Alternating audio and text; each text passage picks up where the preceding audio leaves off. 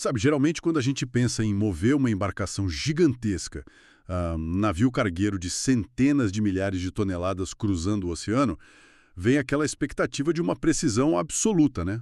Com certeza, uma coisa fria e puramente matemática. Exato. Como se fosse uma linha de montagem de uma fábrica. O pessoal coloca as coordenadas lá num computador, liga o piloto automático e pronto, é só física aplicada. Fica parecendo algo totalmente engessado, tipo uma equação perfeita. Isso.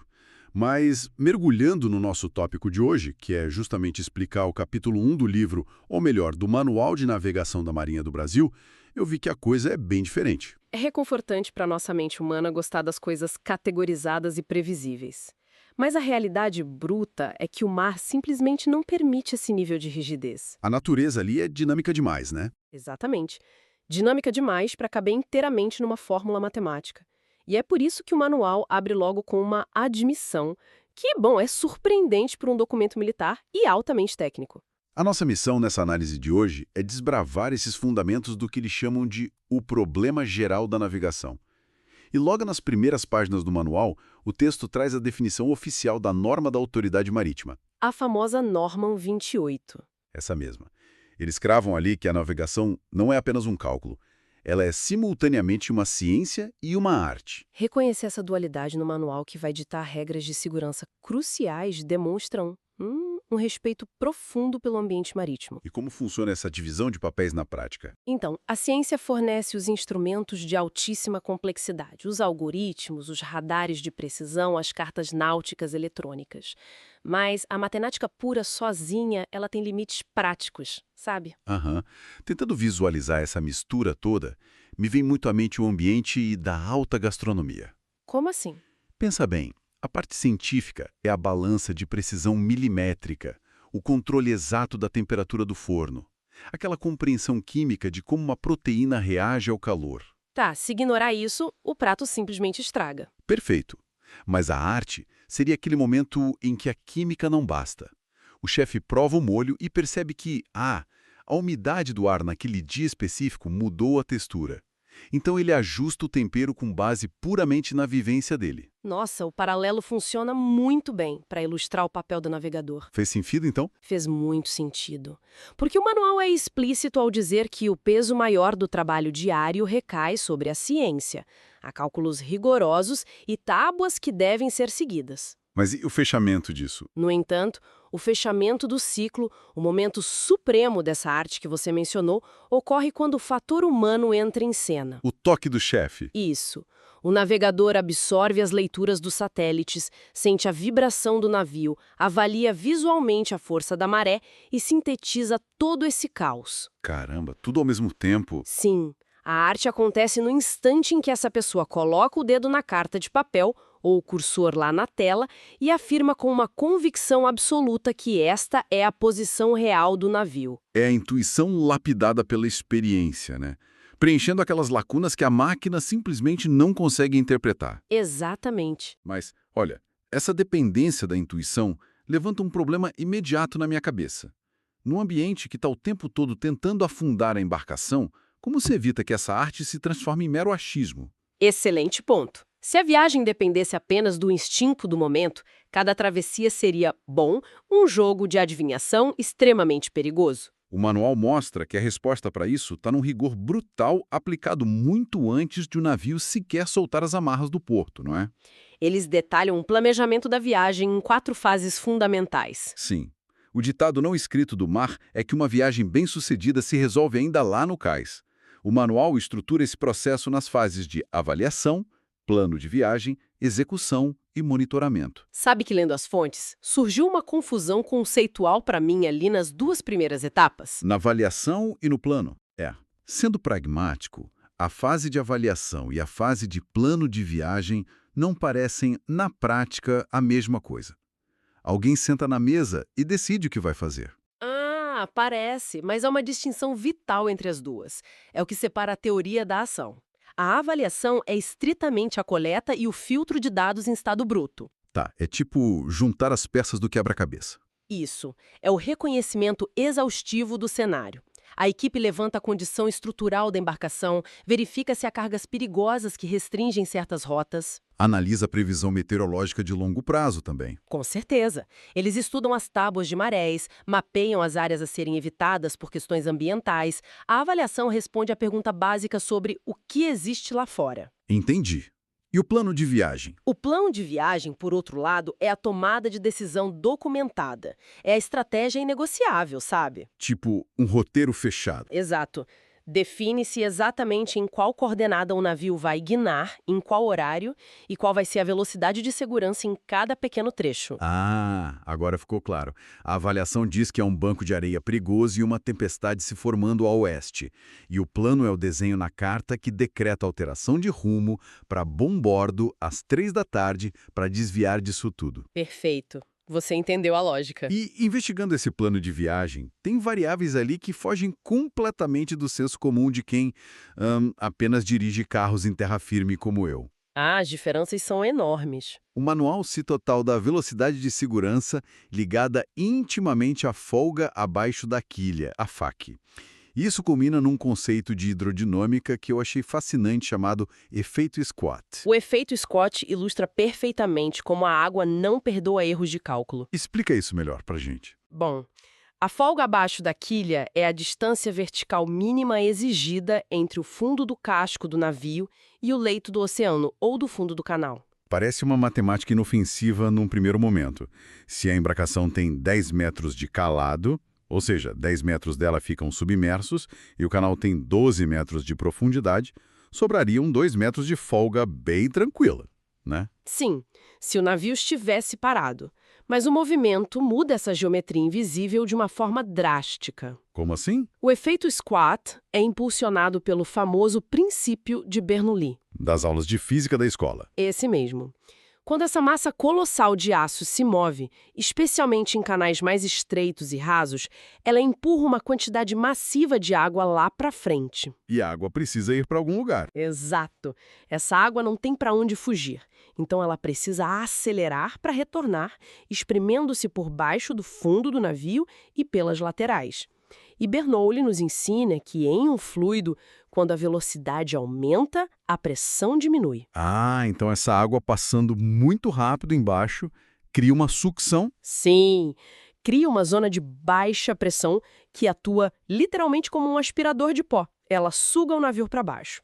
Portanto, um navio em movimento afunda mais na água do que quando está parado. Nossa, isso altera toda a perspectiva do planejamento. Muda tudo. Quer dizer que o comandante não precisa apenas desviar de obstáculos laterais visíveis ali no radar, ele precisa gerenciar uma expansão vertical invisível do próprio navio que está acontecendo em tempo real. Exatamente. Um simples aumento de velocidade para tentar compensar um atraso na chegada ao porto, por exemplo, pode fazer aqueles 2 metros de folga desaparecerem num piscar de olhos. E rasgar o casco inteiro no fundo do canal. O que obriga a inclusão de planos de contingência detalhadamente antes mesmo da partida. E a partir daí, entra-se nas fases 3 e 4. Que são a execução e o monitoramento, certo? Isso. A execução da manobra em si e o monitoramento implacável fazendo correções contínuas para garantir que as forças da natureza não empurrem a embarcação para fora da linha que foi traçada lá no planejamento. Mas esse monitoramento constante levanta um problema que eu achei bem curioso. Um problema de proporções físicas e mentais para a tripulação. Do cansaço, você diz? Sim, porque vigiar o tempo todo no meio do vasto Oceano Pacífico não pode significar a mesma coisa que vigiar o tempo todo entrando apertado na Baía de Guanabara. Não, de forma alguma. O nível de risco de colisão muda completamente. E o manual aborda isso dividindo o ambiente marítimo em arenas distintas. A figura 1.1 lá do capítulo classifica a navegação em 3 áreas principais, sempre balizadas pela distância do perigo mais próximo. O ambiente dita a margem de tolerância a falhas. O texto define essas frentes como navegação em águas restritas, navegação costeira e navegação oceânica. A diferença fundamental entre elas é basicamente o tempo de reação disponível caso o navio saia do curso planejado, né? Exatamente isso. Deixa eu tentar estruturar isso com uma imagem do nosso cotidiano para quem está ouvindo. Seria como conduzir um veículo em vias com naturezas muito diferentes. Manda o seu paralelo. A navegação oceânica se assemelharia a cruzar uma rodovia reta e completamente vazia lá no meio de um deserto. É preciso atenção, mas a atenção é bem gerenciável. Dá para estabilizar a velocidade e consultar o mapa com intervalos maiores. Concordo.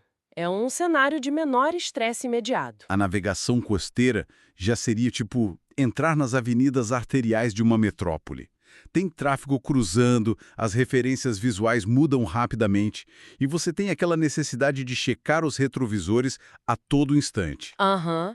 A atenção redobra. Agora, as águas restritas. Isso parece o equivalente a tentar manobrar uma carreta bitrem gigantesca dentro de um estacionamento subterrâneo escuro e cheio de pilares de concreto. O menor deslize no volante e você bate. Olha, essa comparação capta perfeitamente a escalada do estresse humano lá dentro do passadiço do navio. Os números frios do manual traduzem bem essa ansiedade toda. Quais são os números? Nas chamadas águas restritas, a embarcação encontra-se a menos de 3 milhas náuticas de um perigo imediato. Pode ser um recife, rochedo, banco de areia. Isso dá um pouquinho mais de 5 quilômetros. É muito perto no mar. Nesses casos, a margem de erro aceitável despenca para menos de 100 jardas. E para garantir que o navio não cruze essa margem, a posição precisa ser determinada e plotada na carta em intervalos máximos de 3 minutos. 3 minutos. Sério?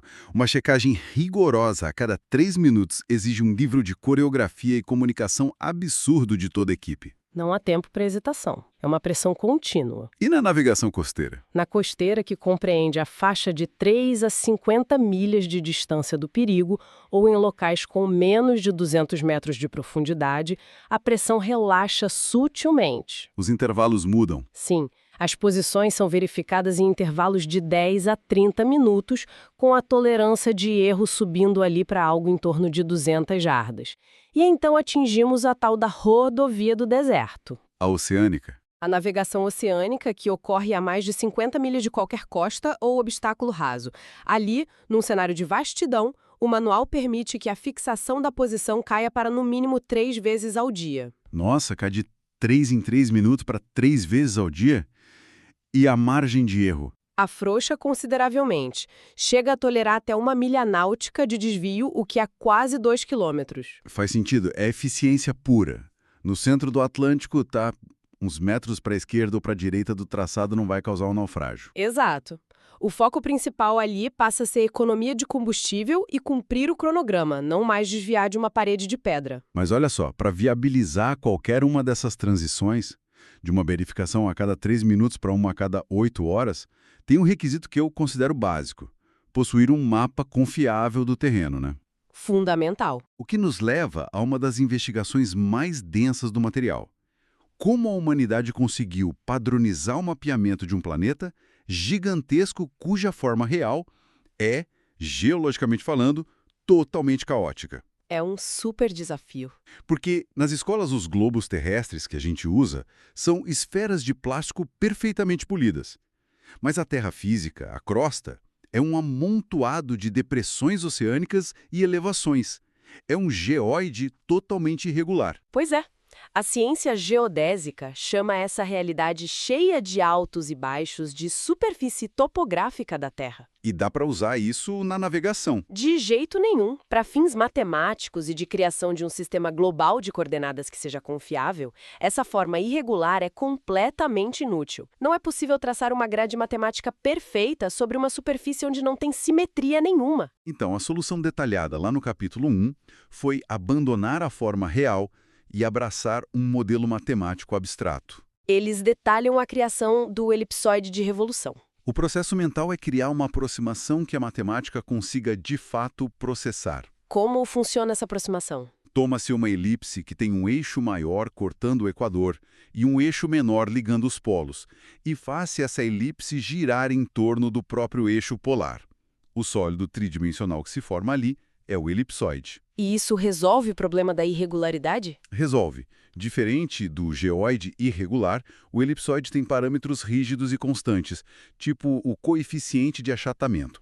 Isso permite cálculos de distâncias e posições super precisas em qualquer lugar da sua superfície teórica. Mas, ao estudar as fontes para hoje, um detalhe me chamou bastante a atenção sobre como esse modelo foi implementado historicamente. O manual discute os chamados dátums geodésicos. Ah, os datums são importantíssimos. Por quê?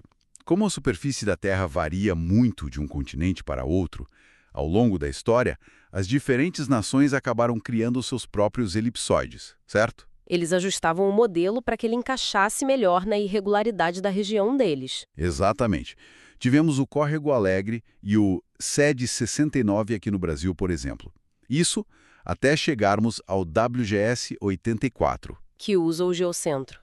Sim, ele usa o próprio geocentro, que é o centro de massa da Terra, como referência para o GPS moderno. O conceito do datum é fundamental para entender que as coordenadas não são coisas absolutas no universo. Elas dependem totalmente da régua que você está usando. Como assim, da régua? Pensa numa pequena rocha isolada no oceano. A rocha física está lá, nunca sai do lugar. Certo. Mas se o navegador mudar o sistema eletrônico do navio de um datum antigo e regional para o WGS 84 global, as coordenadas de latitude e longitude daquela rocha simplesmente vão mudar na tela dele. Caramba. E a rocha continua no mesmo lugar. Continua. Mas como o centro do sistema de coordenadas do planeta foi levemente deslocado na equação matemática, os números mudam. Isso é perigoso, não é? Se a carta náutica de papel estiver baseada num datum antigo e o GPS num modelo novo, o cara pode achar que está passando a quilômetros da rocha, quando na verdade está indo direto para ela. Exatamente. É um erro clássico que pode causar um desastre. O que reforça mais ainda o peso daquela fase de planejamento e avaliação que a gente comentou. Sem dúvida, tem que estar tudo alinhado. Avançando aqui no texto, o manual apresenta o que me parecia um paradoxo imenso. Eles gastam páginas provando matematicamente que a Terra é achatada, detalhando fórmulas minuciosas para os eixos do elipsoide. Sim, é bem aprofundado. E logo depois, quando entram no contexto da navegação astronômica, os marinheiros são orientados a simplesmente jogar todo esse achatamento pela janela e assumir que a Terra é uma esfera perfeita. Parece loucura, né? Muito. Adotar um atalho desses ignorando a deformação real do planeta para calcular a posição pelas estrelas? Isso não cria um risco catastrófico no mar? Olha, esse seu questionamento é super válido porque expõe justamente a constante negociação entre a precisão teórica e a viabilidade operacional ali na prática. E por que eles aceitam esse atalho? Por uma questão de sobrevivência prática.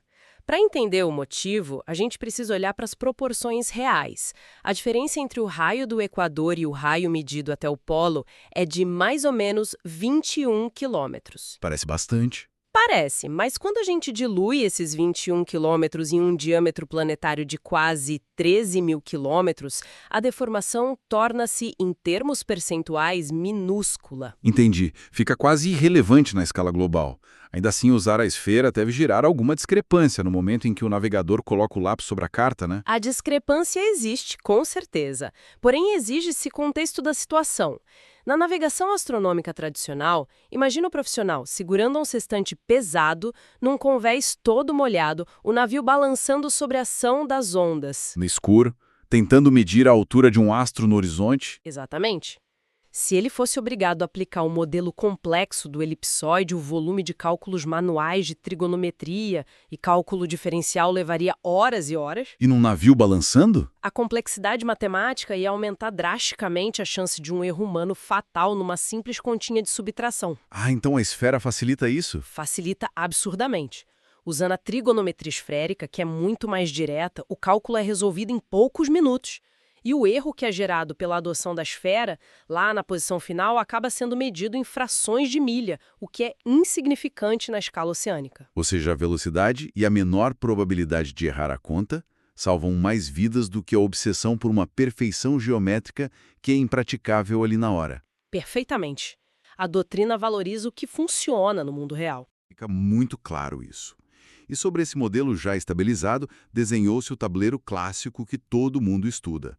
Os polos definidos pelo eixo, o equador fatiando o centro para gerar os paralelos e os meridianos cruzando de polo a polo para estabelecer a longitude, tendo Greenwich lá como referência. É o nosso xadrez global. Com essa grade montada, a questão passa a ser como mover a peça, no caso o navio, de forma intencional sobre esse tabuleiro.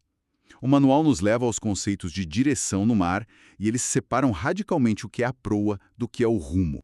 O jargão popular costuma tratar essas palavras como sinônimas, né? Significando genericamente para onde estou indo. Exato. mas tecnicamente eles são diferentes. São entidades distintas e frequentemente até opostas. O rumo é fundamentalmente a intenção. O manual o define medindo de 0 graus lá no norte, no sentido horário, até 360 graus. É o traçado no mapa, né? Isso é a linha reta que liga o ponto de origem ao destino na carta náutica. E o texto aborda que há mais de um tipo de rumo, dependendo da referência adotada. Menciona-se o rumo verdadeiro, que é ancorado no polo geográfico norte, e o rumo magnético, que aponta para o polo magnético, E tem um que é muito contraintuitivo, o rumo da agulha. que é a direção lida na bússola magnética da própria embarcação. O que tem de tão estranho nele? O rumo da agulha traz um desafio físico intrigante chamado de desvio da agulha. Porque pensa comigo, uma embarcação moderna não é apenas um meio de transporte, ela é uma ilha colossal de aço flutuante. Certo, uma montanha de metal em movimento. Essa montanha interage com as forças magnéticas e acaba desenvolvendo o seu próprio campo magnético localizado. Esse campo do navio interfere na agulha da bússola lá a bordo, criando uma distorção em relação ao campo natural da Terra. Nossa, o próprio navio engana a bússola dele. Engana. O navegador não pode simplesmente olhar para o instrumento e confiar cegamente. Ele precisa aplicar correções matemáticas contínuas para anular essa interferência que é gerada pelo navio que ele mesmo comanda. Fantástico! E isso tudo estabelece o rumo, que é a direção pretendida lá no planejamento. A proa, por outro lado, pelo que eu entendi, é o que está acontecendo fisicamente naquele exato milissegundo. É para onde o nariz estrutural do navio está apontando agora. Deixa eu ver se consigo visualizar a diferença num cenário bem fora d'água para quem está ouvindo. É como caminhar numa calçada reta levando um cachorro na coleira. Essa analogia eu quero ver. O caminho reto imaginário do início ao fim do quarteirão é o rumo que eu pretendo seguir, o meu objetivo. Mas o navio em si seria o cachorro. Ele sente cheiros, ouve barulhos, e a proa dele, que é o focinho, aponta para a direita em 1 segundo, para a esquerda logo depois, zigue-zagueando enquanto a gente avança. Olha, a dinâmica funciona quase assim mesmo. A proa é rebelde porque o ambiente em volta é muito impiedoso. Como assim? Para refinar um pouco mais a sua imagem, pensa que a rua onde você passeia com esse cachorro tem um declive acentuado para um dos lados que fica empurrando constantemente vocês dois na direção do meio-fio. Ah, entendi. Tem uma força externa. Esse declive representa as correntes marinhas golpeando o casco e os fortes ventos empurrando a superestrutura de dezenas de metros de altura que o navio tem. A água e o ar lutam o tempo todo para tirar a embarcação daquela linha reta. O que exige uma ação forte de quem segura a coleira, no caso. O timoneiro lá no passadiço fica girando o leme sem parar para compensar essas forças invisíveis, né? Constantemente. A proa do navio pode estar apontando 10 graus para bombordo, aparentemente toda torta, apenas para que o corpo inteiro do navio consiga caranguejar em linha reta sobre a água e conseguir manter o rumo estabelecido no fundo do mar. É uma briga eterna entre a intenção do navegador e a resistência da natureza. É impressionante. E tem mais. O manual também reconhece que em certos momentos bem críticos, a dependência dessa tecnologia toda de graus e bússolas precisa ser temporariamente deixada de lado. Sério? Em favor do quê? Da percepção visual imediata do marinheiro.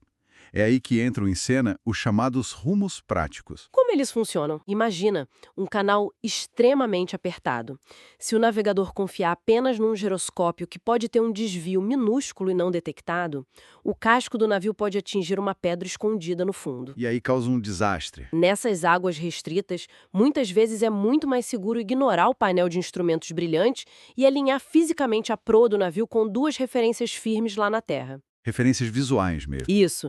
Por exemplo, o prático alinha a visão lá do mastro da proa com uma torre de igreja e um farol específicos na costa. Enquanto esses 2 pontos estiverem perfeitamente sobrepostos na linha de visão dele, o navio está seguro, não importa o que as agulhas magnéticas estejam mostrando. Incrível.